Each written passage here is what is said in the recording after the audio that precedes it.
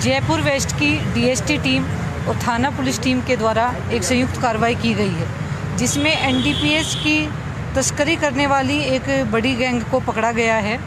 इस गैंग के 5 अभियुक्तों को गिरफ्तार किया गया है, जिसमें मनोज, सुरेंद्र, अशोक, नितेश और गोगराज, ये 5 अपराधियों को पकड़ा गया है। इनके पास से 2 लग्जरी व्हीकल पकड़े गए हैं, जिसमें एक i20 गाड़ी और एक स्कॉर्पियो गाड़ी पकड़ी गई है। टोटल 1 क्विंटल 76 किलो डोडा पोस्ट इनकी गाड़ियों से जब्त किया गया है और एक इलीगल वेपन इनके पास से पकड़ा गया है। इसमें मनोज नाम का जो ये अपराधी है, इसके संबंध आनंदपाल गैंग के साथ में है। इसको जब इंटरोगेट किया गया तो इसका पूरा क्रिमिनल रिकॉर्ड निकल के आया। ये 2010 से 2020 तक 10 सालों तक जेल में बंद रहा है, एक मर्डर के केस में। जो बीरबल बासनी हत्याकांड हुआ था, उसका ये मास्टरमाइंड था। उसमें ये सज़ा इसको हुई। पहले ये सीकर जेल में बंद रहा, उसके बाद में ये बीकानेर जेल में शिफ्ट हुआ। अपनी जेल के समय के दौरान ही ये आनंदपाल गैंग के संपर्क में आ गया और उनका खास गुर्गा बन गया। जब बीकानेर जेल के अंदर दोहरा हत्याकांड हुआ था, उस समय ये उसमें मुख्य आरोपी था, उसमें भी ये नामजद हुआ और अब ये अजमेर हाई सिक्योरिटी जेल में चल रहा था। 2020 में ये जमानत पे बाहर आ गया। उसके बाद इसने एनडीपीएस की तस्करी का कार्य शुरू कर दिया। इस तस्करी में इसके साथ सुरेंद्र नाम का इसका जो पुराना जेल का साथी था, वो इसके साथ में जुड़ा। सुरेंद्र भी एक मर्डर के केस में जेल में रहा है, आजीवन कारावास हुआ था इसको। कोर्ट से रेमिशन में ये बाहर आया। सुरेंद्र बड़ा बजरी की तस्करी करता था पहले, उसके बाद ये मनोज के साथ मिलके एनडीपीएस की तस्करी करने लग गया। मनोज जेल से बाहर आने के बाद चोमू में एक शराब के घर पे लूट हुई थी, उसमें ये फरार था। इस पर 2000 रुपये का इनाम भी जिला वेस्ट के द्वारा घोषित किया गया था।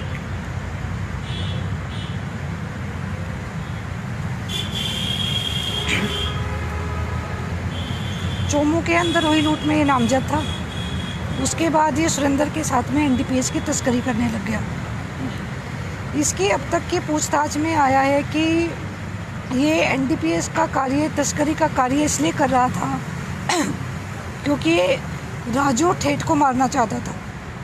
उसके लिए फाइनेंशियल एक गेन करने के लिए, पैसे को इकट्ठा करने के लिए इसने ये तस्करी का कार्य शुरू किया। अब तक ये चित्तौड़गढ़ से और एमपी से इस माल को लेके आता था और शेखावटी पंजाब और हरियाणा में इसकी तस्करी करता था। अब तक इसने 50-60 लाख रुपए इस तस्करी से कमाए हैं। उस पैसे का उपयोग ये नए लड़कों को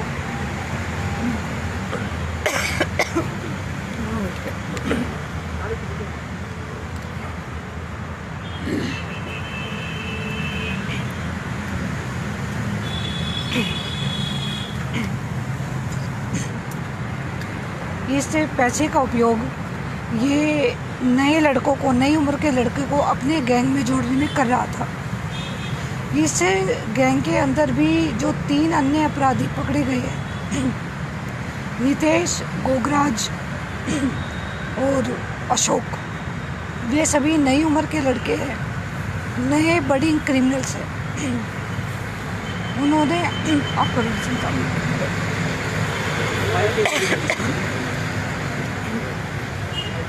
इसमें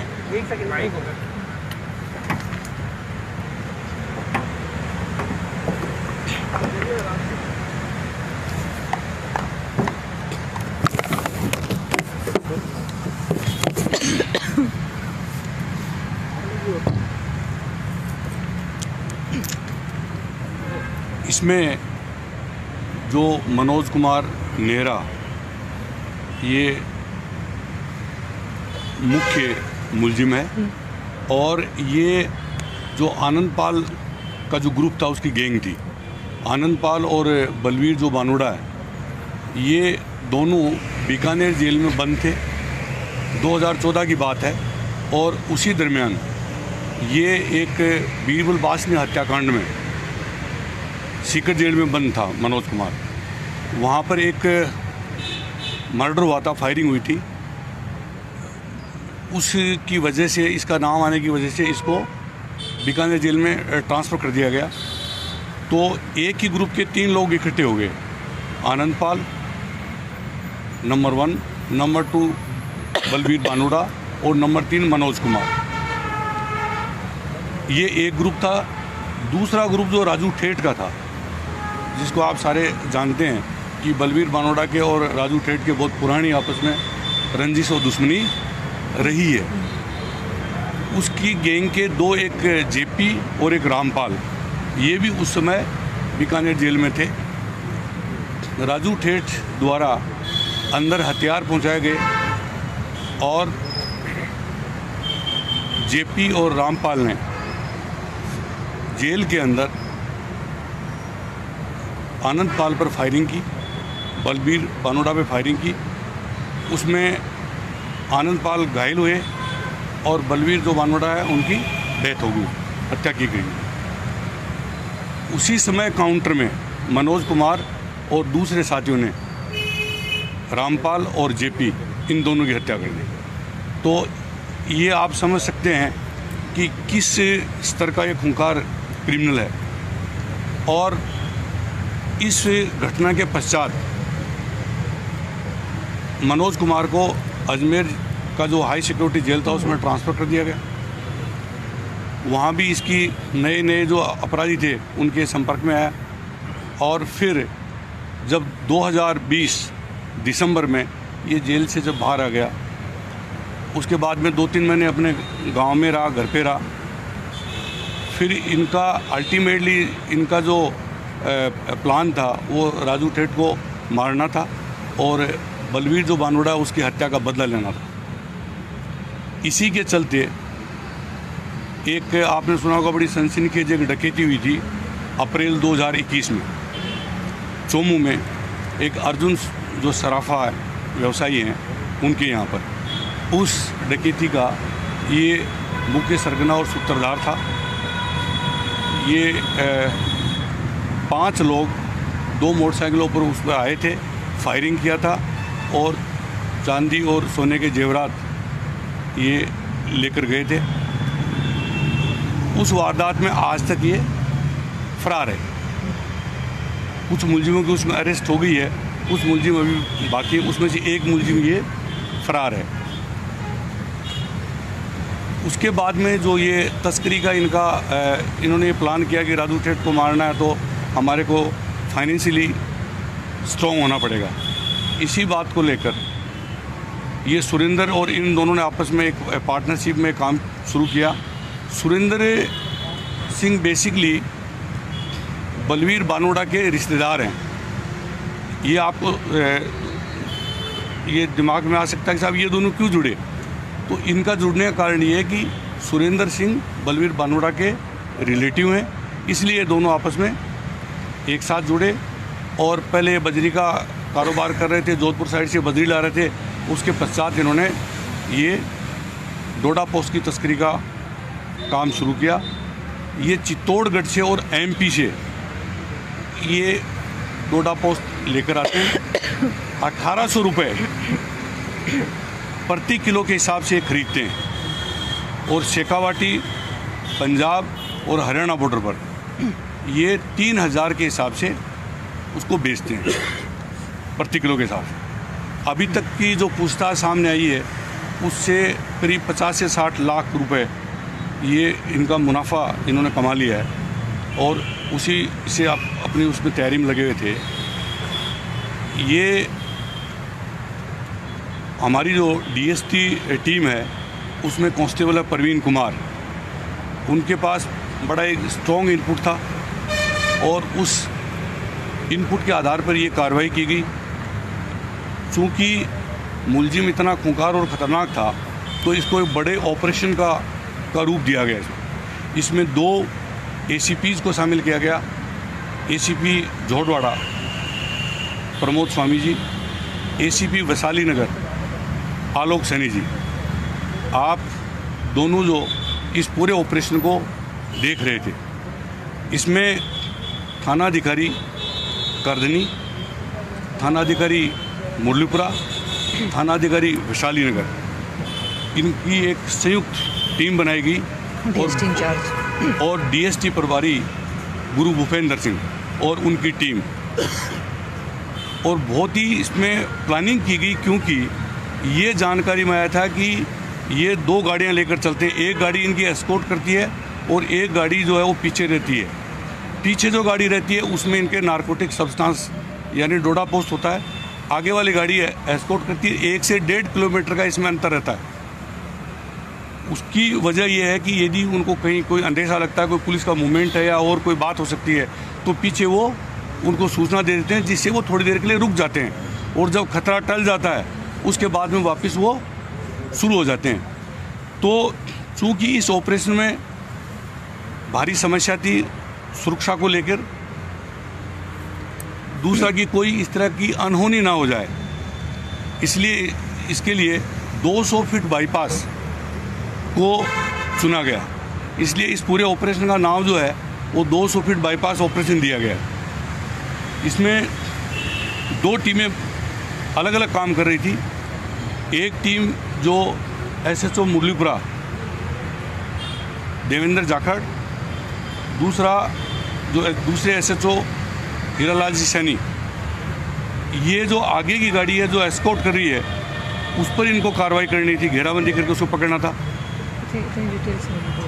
और जो पीछे जो थी वो 2 SHO उसमें थे, एक करधनी SHO और एक इंस्पेक्टर गुरु भूपेंद्र सिंह।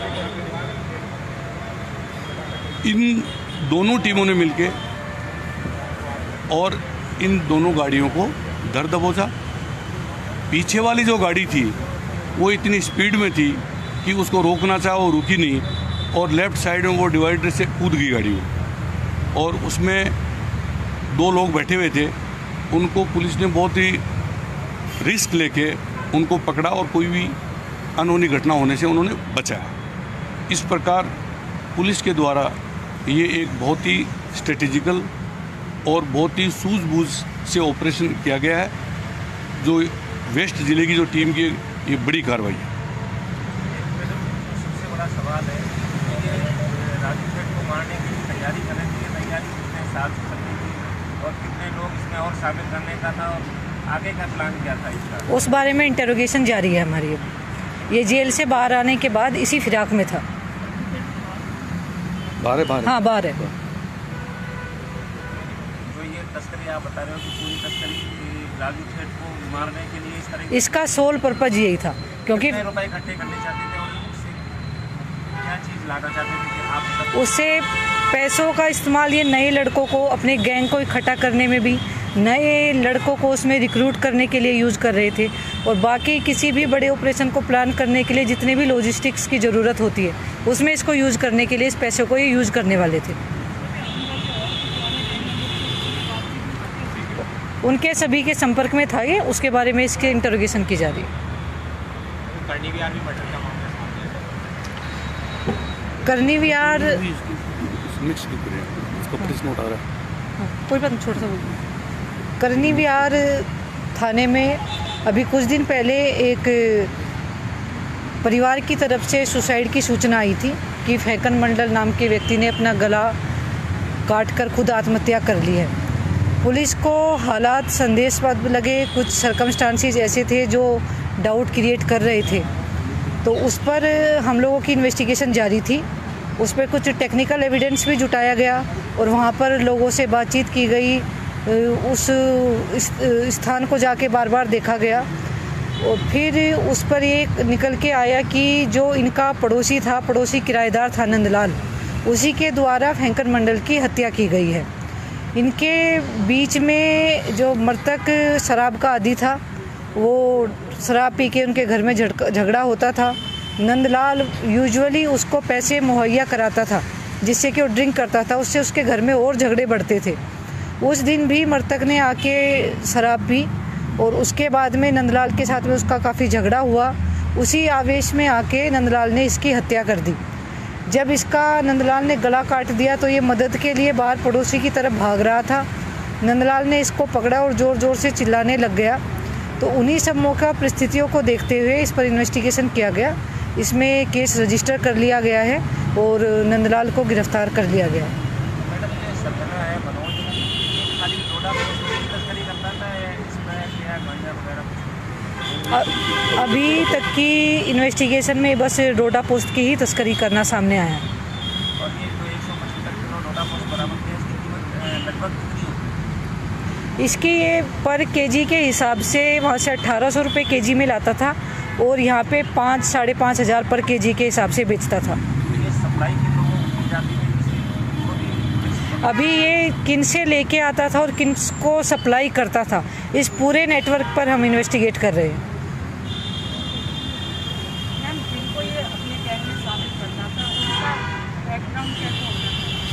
सभी नई उम्र के लड़के हैं, बेरोजगार है, मोस्टली ड्रॉप आउट से। उन सभी लोगों को ये टारगेट करते थे और उनको अपने गैंग में शामिल करते थे।